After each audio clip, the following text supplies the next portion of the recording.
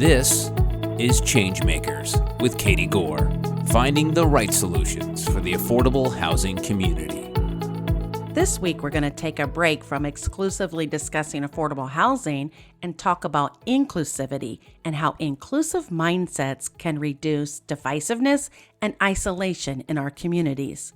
This week's ChangeMaker is a longtime chairman of the Special Olympics, a best-selling author, a film producer, and a founding force of the social and emotional learning movement. His name is Tim Shriver. Dr. Shriver, thank you for joining me. Thank you for having me. You serve as the board chairman of the Special Olympics. So let's start there. How did you decide you were going to join this path, advocating for inclusion through the joy of sports?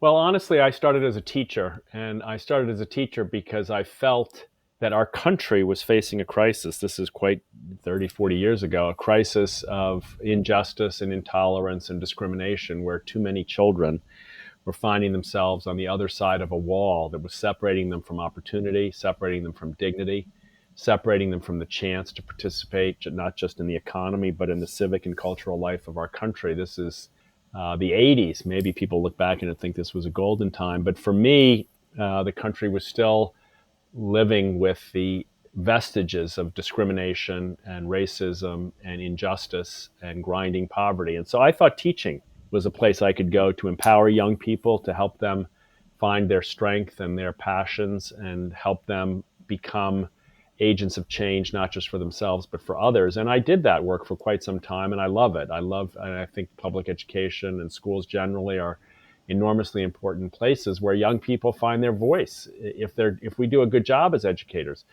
young people find themselves, they find others who care and share their beliefs, they find purpose, they find a role in life, they find a way to make a living and make a life. That inspired me enormously. Special Olympics was a volunteer role for me, even in those days. And then there was a point in my career where I just all of a sudden realized that Special Olympics was teaching the lessons I thought were most important. Special Olympics was teaching people to meet across barriers. I thought that was so important. I could see it happening, even at like track meets. Special Olympics taught people to see people for their abilities, not for all the historic prejudices that exist. And people were coming out of institutions in those days and people were cheering for them. And I thought, my goodness, if we can do this for people with Down syndrome or autism, why can't we do it in our culture? And then I saw Special Olympics as a place where people celebrated each other, had fun, it was joyful. And I thought, wow, this is not a track meet. This is a classroom of the heart. This is a classroom of human capacity building. This is a classroom of human dignity. And so when the opportunity arose, I left the schools, but I didn't leave education, at least in the way I thought about it. I just went to a different classroom, and the classroom turned out to be the playing fields and swimming pools and mountains of 190 countries around the world, and it continues to inspire me every day. I'm really enjoying learning more about the 50 game changers that you guys have on your video series on your website. Yeah. And I watched Loretta Claiborne's story. She's from York, Pennsylvania. She actually completed 26 marathons. She's won 6 gold medals and completed the Boston Marathon in 3 hours. And like you said, it was Special Olympics in high school that helped her realize that she had a talent, that she could run at these levels, and it gave her motivation and almost a way to combat some of that stigmas and bullying and challenges that she was having in high school. She wasn't even aware of her talent before Special Olympics. And now fast forward, she's given speeches at the United Nations and the Vatican. You must have a list of similar impacts that you could just fill a novel with. Are there any ones specifically or anyone's life specifically that you want to highlight for us? Because I think that really brings home this concept that you said, having human dignity and just overcoming those barriers. Well, you're right. Loretta's an amazing story. So too is, we just lost a mom, for instance. This is not a Special Olympics athlete, but a mom, Tali Kornhauser from the country of Israel. Tali had a great husband, has healthy and happy children, one of whom happens to have an intellectual disability, Lynn. Tali changed her whole life. She's an artist. And she became an artist who brought the joy of art to people with intellectual disabilities all over the world. She's a peace builder. She learned this from her daughter, Lynn. And so in Israel, even in the most difficult times, she was always looking for ways to bring people together, Palestinians, Egyptians, Jordanians, even Syrians, and which is not easy in Israel. Tali became as proud of her daughter, Lynn, as she was of her other children. And she brought that energy to everyone she met. This is the story of a human being who faced what most people think is the worst possible outcome. A child who is different, a child who is going to struggle with some. Most parents are terrified of that. Tali all of a sudden was transformed. She no longer saw Lynn as the child who didn't fit in, but the child who taught her what it means to fit in and realized that everybody fits in. Tali lost a battle with cancer just a few weeks ago. But there's a mom, and this is a story of moms too. Mostly moms, I'm sorry to say. Some dads, but mostly moms. And moms know this, that, when you've got your child in your arms, that's what you're willing to spend your life fighting for. That's what you won't compromise for. That's what you will not give in for. And it is that kind of love that has transformed the world through Special Olympics. Now, I could go on with so many other athletes. I mean, so many athletes who have done extraordinary things. We just saw Chris Nikic a couple of weeks ago, the first person with Down syndrome ever complete the Ironman. I mean, you have to remind people. I had to be reminded, wait a minute, 2+ miles swim. Wait a second, really? 100+ mile bike ride. Wait a second, a full marathon after that. Right. Wait a minute, are you kidding me? A person with Down syndrome, do you know what they used to say about people with Down syndrome? That they couldn't swim because of their body density, that they couldn't do sports because of joint weaknesses, they couldn't exercise because of weight problems. And Chris Nikic just completed the Ironman? Are you kidding me? Wait a minute. Who's complaining now? Wait a second. I call my kids, wait a second. Are you complaining about, an obstacle? Do you see the power of human grit and perseverance in this man whose motto is 1% better every day? Just 1%. He's got the wisdom that comes from deep spiritual traditions, that you don't try to change the world. You just try to do what you can today. And the grit and perseverance of the greatest sports champions who say, I will stop at nothing to cross the finish line in the best possible time I can possibly achieve. These heroes are around us. You know what I mean? They're moms, they're athletes. People say, well, look, I'm so great what Special Olympics did for Loretta. Born in the housing projects, born to a mom who'd suffered from racism her whole life, born with brothers and sisters who were coming in and out of the house and struggling to make ends meet her whole life, bullied, called a bozo, beaten up, thrown out of school. And then people say, well, but Special Olympics changed her life. And it did, but she changed the world through Special Olympics is the way Loretta has changed more lives than anyone could possibly have imagined, because when she stands up to speak, hearts open up and people automatically understand they're in the presence of a great soul, a soul infused with love and passionate about making a difference for others. Those are the gifts that make a difference in life. That's what matters most. And you know what Loretta's doing is she's going into the classroom and she's talking to the youth. And, she's actually this divine continuum where she's going back to, youth who hurt her when she was growing up, not the same youth, obviously, but, and she's talking to them about how they view their own value, how they view others' worth. And she's such an authority in this. It's just amazing because it's the message that is still needed with and without a disability, right? On That's ears. Right. I mean, like this message just is always timely. But I look at that. If she hadn't been aware, she hadn't been able to have that moment of getting incorporated into Special Olympics, would her path have come in that same method? We don't know. She had the talent, and Special Olympics was able to affirm who she was, and eventually lead to where she is now. Right. And I'm a mother with children who have special needs. And in fact, one of my 10-year-olds, she has competed in Special Olympics and track and field.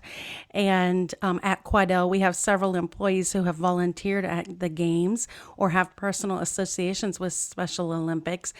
And it doesn't take long for anybody who's been involved with your organization to walk into the stadium or walk onto the field or walk into the natatorium or wherever they are and just realize that this is a message for the world. This is a message to be able to bring a unified world and sports be the conduit. So I'm curious, what is it that you hear when people come and volunteer? What are they surprised by when they show up? Well, I think, first of all, thank you for that beautiful commentary. This sacred river, this your work as a mom, the volunteers that are there by you. Thank you to all of them for recognizing that none of us is living our lives in vain when we reach out to one another, when we treat each other with dignity, when we treat each other with respect, with love. We have made our stand that every life matters and that our lives will not have been lived. And, it may seem the world is in bad shape in some respects, and in some respects, of course, it is. But your kids, the words you just said, we just keep lighting our candles, right? And no matter how dark it gets, you just light a candle. And you may not know whether it's going to light the whole sky right away, but you can be sure, each one of us can be sure, in the darkness, light a candle. And you know that it'll light some space. So, I think, look, people come to the games. I go to the games. What happens? I'm shocked over and over again. I'm so surprised at how happy everyone is.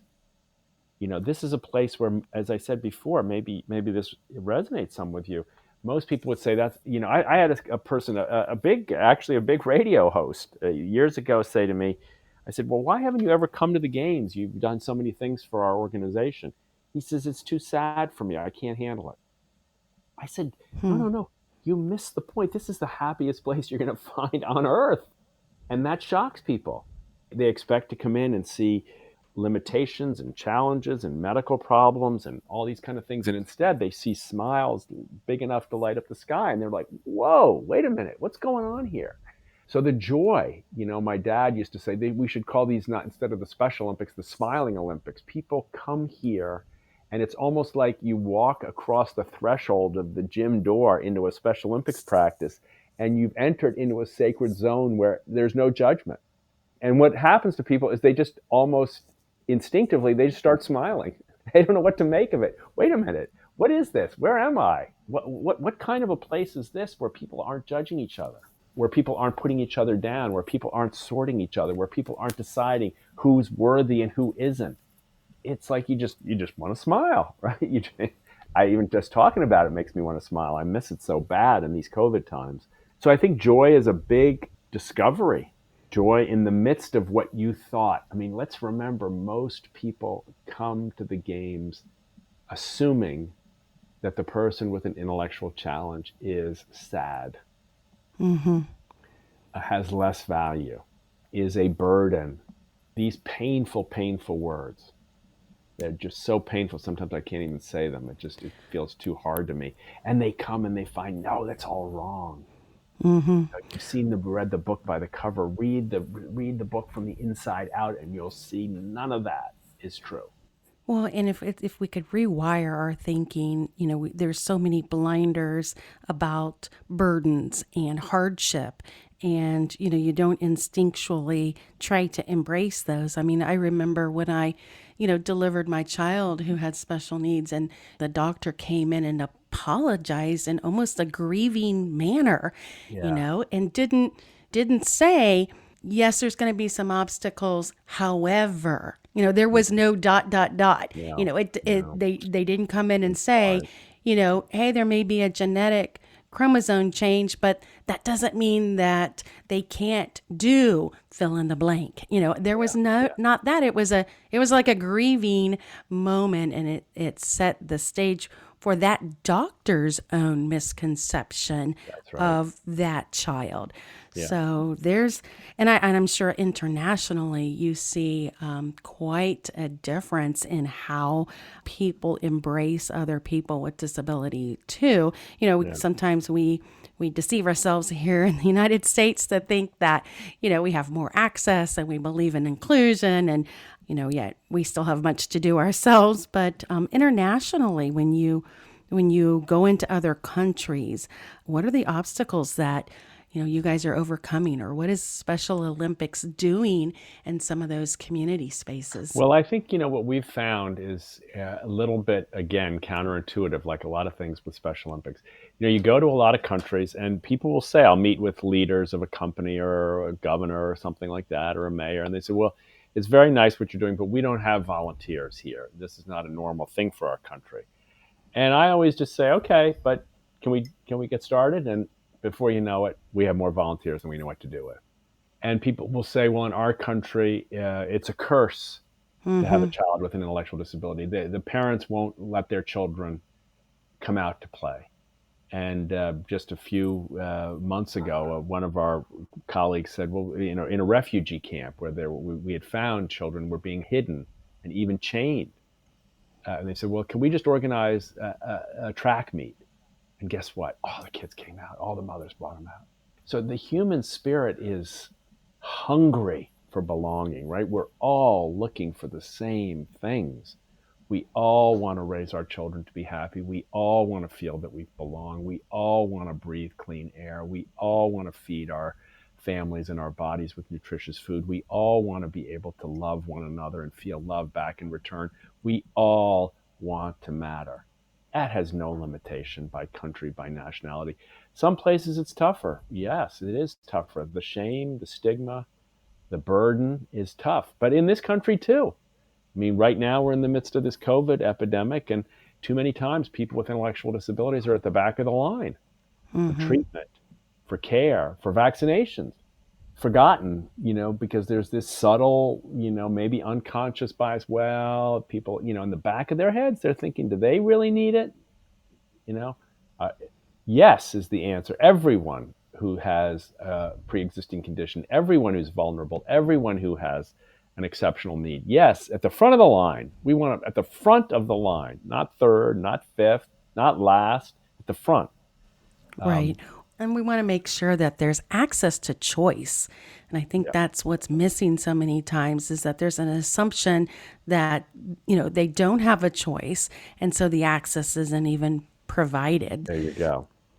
So as a society, clearly we're still in a rather long incubation period of understanding and engaging and really accepting people with disabilities. I mean, like you mentioned, just 5, 6, 7 decades ago, institutionalism was really still heavily advocated by professionals to families raising disabled children. Right. That's right. All right, well, let's stop right here. Coming up in the second part of my conversation with Tim Shriver, the chairman of Special Olympics, Tim talks about how his latest initiative rejects us versus them thinking. We're trying to build media, podcasts, shows, stream-a-thons, maybe someday documentaries, and challenges to our political system to end contempt and hatred and replace it with the same values that Loretta Claiborne has taught me my whole life.